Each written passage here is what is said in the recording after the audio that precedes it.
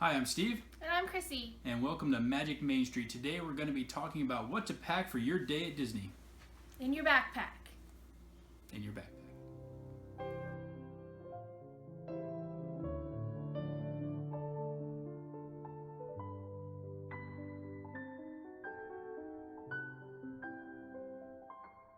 So to begin with how to pack your backpack, we're going to start with what's most essential to life in general, and that is water. Now, of course, you can buy water bottles in Disney parks, but as usual, they're going to cost you quite a bit more than it would at the store. So what you want to do is go ahead and pack a water bottle that is sealed. Don't open it before you get to the park, or they might not let you bring it in. And basically just put it in like one of your side pouches. Or another tip that we like to do is try to get it frozen from your hotel room or something and then put it in your backpack. That way it'll thaw throughout the day, melt, and you'll have freezing cold water. And then you can refill it at any of the water fountains throughout the park. And it's free. And then the next thing that we highly recommend, you have to bring a poncho. You can buy ponchos in Disney, but they're super expensive. We bought ours on Amazon. They're a lot better quality than they are than the ones at Disney, and we just bring them with us every time.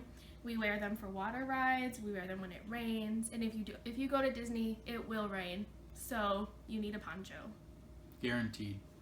One of the next things that we would recommend that you bring is candy. Now, Disney does not necessarily like this, but they won't stop you from doing it. So before you pack your bag, make sure that you guys have some Skittles, some Starbursts, something that's not going to melt. Obviously, chocolate is a really bad idea, yes. But something that's going to keep you and the kids going. And even if you don't, like sugar, you can pack like a small single-serving one just to kind of keep you going, because there will come a day there will come a time during the day when you're going to hit a wall, and you're going to need that candy to kind of help you push through it. And then the next thing we have on our list is a hand sanitizer. This one is from Bath & Body Works, but get one of these little things, put it on the outside of your backpack, fill it up with hand sanitizer. You don't really realize it when you're there because everything is so clean and well kept, but there are germs everywhere. Every time we go to Disney without hand sanitizer, we get sick. And they have all of these great, amazing interactive queue lines now where you touch all the games and you spread your hands through the honey, but everybody else does it too. So if you don't want to get sick and ruin your vacation, bring hand sanitizer and use it often. For the honey, she means from the Winnie the Pooh ride, because that's where we got sick. Oh, and yes, that's when we got sick from that honey.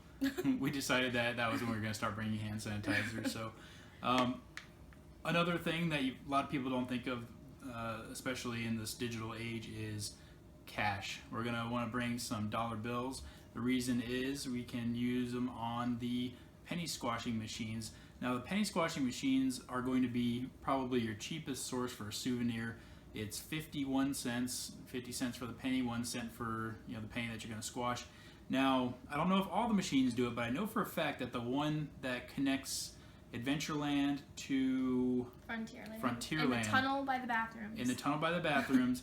That one, if you put your dollar bill in, it will actually give you a penny for free, so you could squash it. So it'll actually drop out 51 cents for you for you to do the souvenirs with. So make sure that you bring a few dollars. They're really cheap gifts. They're really easy to get and store. I think I kept like 5 or 6 of them in my wallet, so you can put them pretty much anywhere and just keep them for the rest of the day.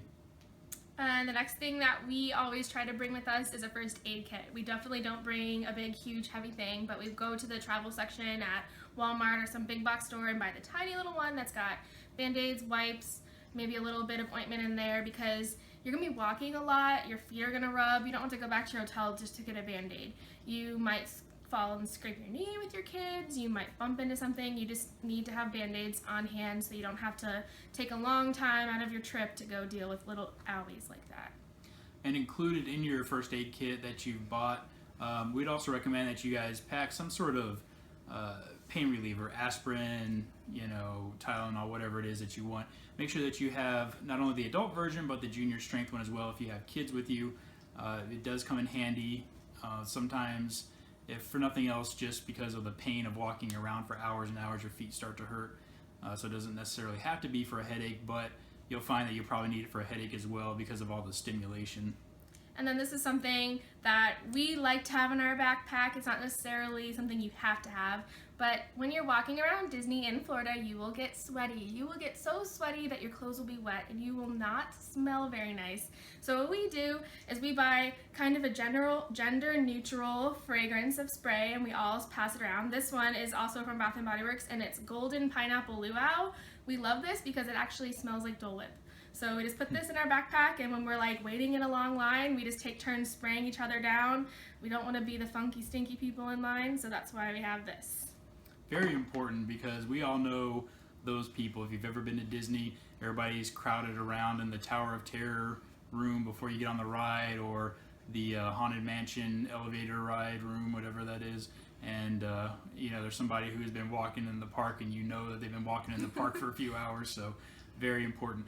But in the same vein of keeping yourself fresh and going, another thing that you guys might want to consider bringing is just a simple hairbrush. And it seems kind of silly, but really, you go on all these thrill rides, there's a lot of wind going through your hair, you're sweating, so your hair's kind of going down, and you've got a lot of pictures. Everybody wants to look good for their day at Disney, so bring a simple pocket hairbrush or comb to make sure that you guys are looking your best. And so we have 2 kids. Something that's really important for us is to have extra napkins, or even better, some kind of wipe. Whenever you eat a chocolatey treat, or drink some kind of red fruit juice, or eat any kind of food, they get it everywhere. And you don't want to wait in line for 45 minutes to meet Mickey and take this amazing picture with chocolate on your face. So having those wipes in your bag just come in really handy for dirty hands and dirty faces. Absolutely. And continuing on with making sure that we look our best, nobody likes to look like a lobster. So this is Florida that we're talking about, or if you're going to Disneyland, California, either way, there's one thing that is present in both, and that is sun.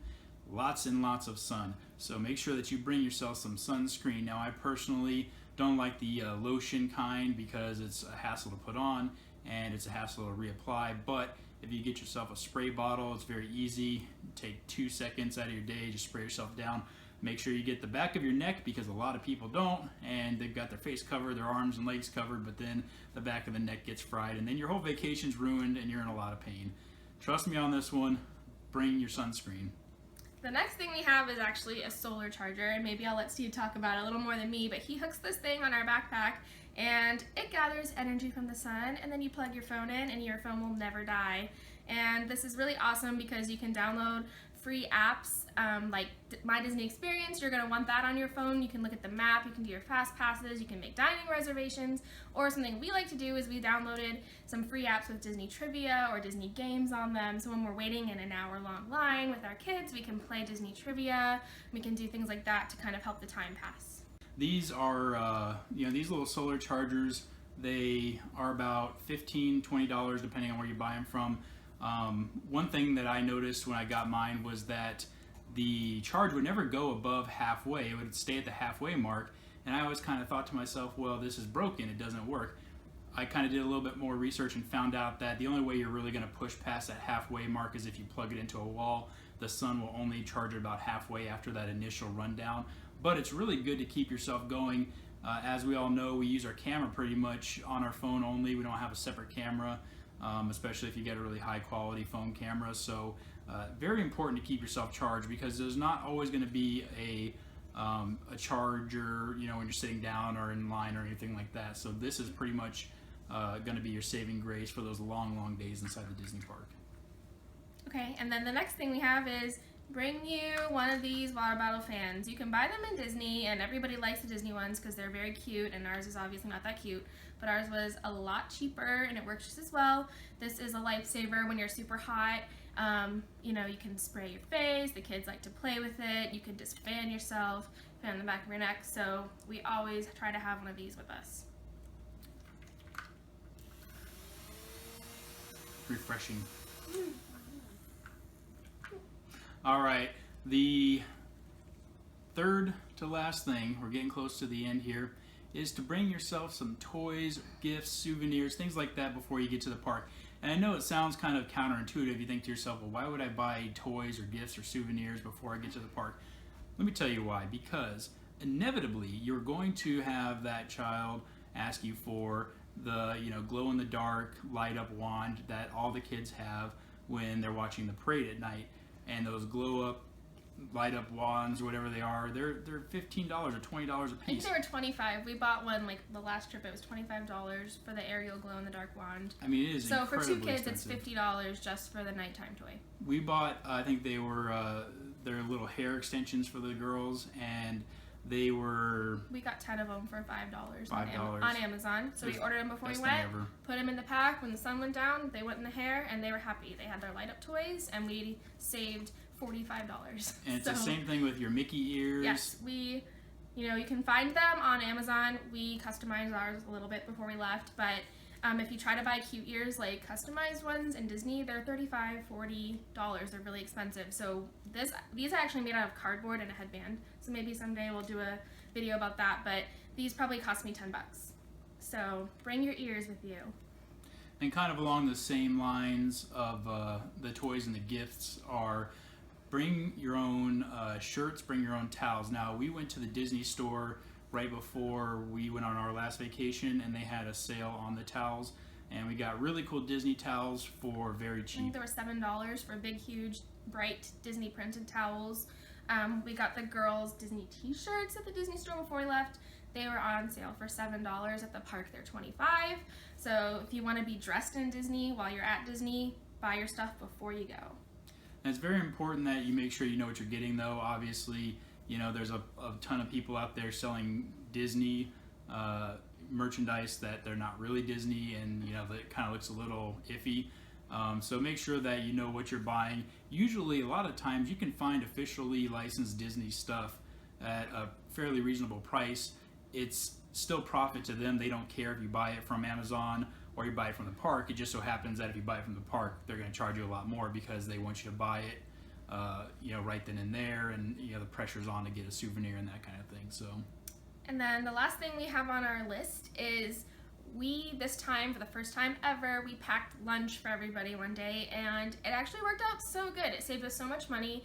We packed sandwiches in our bag with some chips, and we had our candy, and all we had to do was buy sodas. We found a table, we sat in the shade for 35 minutes. It probably saved us, with a family of 4, probably like close to $40 for lunch. So every meal you do that, it saves you a lot of money.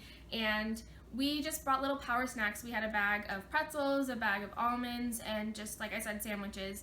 And it helps a lot because if you save some money on your food in Disney, you can buy more souvenirs, you can buy more experiences. So it's really smart to pack extra food in your bag. And Disney, on their website, says you're allowed to do that. So you can bring it into the park. It's not a big deal. and it really is going to save you a lot of money.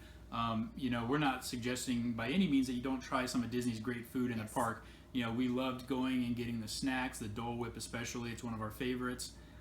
We stayed and had dinner, I think, at Cosmic Rays on the day that we packed our lunch that last time. Mm-hmm. And, we understand that you're not going to be able to avoid spending some sort of money on food at Disney, but that one meal and those snacks that we packed in addition saved us from having to make additional stops for snacks and saved us from having to buy another $40 meal. So it's really important that you do that. We highly recommend it. It worked out very well. We still got to have a lot of the Disney snacks that we liked. We basically got to have more snacks because we didn't have to buy real food. So we kind of got to enjoy all the things that we love, our LeFou's brew, our Dole Whip, our candies, all the things. So it worked out really well for us.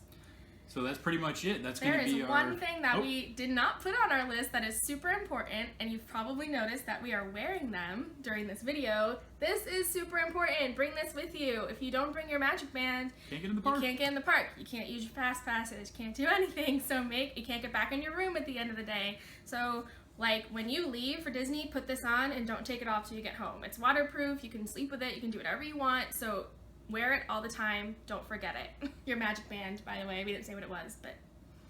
Absolutely. Make sure you wear that. That's it. So this is going to be how to pack your backpack for Disney. Obviously, we would recommend that you do this with pretty much any park. Doesn't matter which one you're going to. They're all just about the same. Maybe with the exception of Hollywood Studios, that's a pretty light park. You don't maybe have to pack as much, but... there are obviously a few things that you need to pack no matter which park you're in, like the ponchos, things of that nature. So until next time, Please go ahead and like and subscribe. We've got more tips, so stay tuned. A lot more tips. And please join us again when we make some more magic. Bye. Today we're going to be talking about some tips and tricks for getting ready to